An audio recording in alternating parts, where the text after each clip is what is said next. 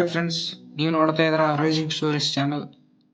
ಇವತ್ತಿನ ವಿಷಯ ಬಂದ್ಬಿಟ್ಟು ಇನ್ಸ್ಟಾಗ್ರಾಮ್ನಲ್ಲಿ ಡಾಟಾ ಸೇವರ್ ಹೇಗೆ ಇಡೋದು ಅಂತ ಹೇಳ್ಕೊಡ್ತೀನಿ. ನಾ ಹೇಳ್ದಂಗೆ ಸೆಟ್ಟಿಂಗ್ ಮಾಡಿ ಫ್ರೆಂಡ್ಸ್. ನಿಮ್ದು 1 GB ಜಲ್ದಿ ಖಾಲಿ ಆಗ್ತಿದ್ರೆ ಅದು ಇನ್ಸ್ಟಾಗ್ರಾಮ್ಲಿಂದ ಅಂತ ತಿಳ್ಕೊಳ್ಳಿ. ಇನ್ಸ್ಟಾಗ್ರಾಮ್ನಲ್ಲಿ ಡಾಟಾ ಸೇವರ್ ಅಂತ ಒಂದು ಆಪ್ಷನ್ಸ್ ಬರುತ್ತೆ, ಅದನ್ನ ಹೇಳ್ತೀನಿ, ಅದನ್ನ ಸೆಟ್ ಮಾಡ್ಕೊಳ್ಳಿ.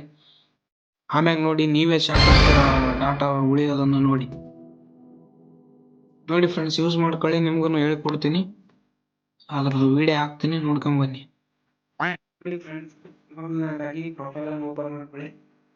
ಓಪನ್ ಮಾಡಿದ ನಂತರ ಇಲ್ಲಿ 3 ಡಾಟ್ ಇದು ಕಾಣ್ತಿದೆಯಲ್ಲ ಸೆಟ್ಟಿಂಗ್ಸ್, ಇದನ್ನ ಕ್ಲಿಕ್ ಮಾಡಿ.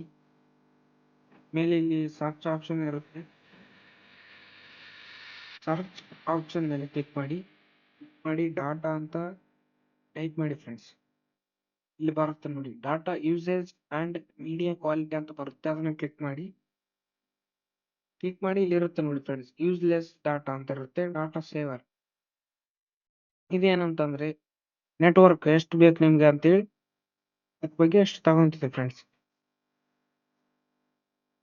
ನೋಡಿ, ಈ ಸೆಟ್ಟಿಂಗ್ ಅನ್ನು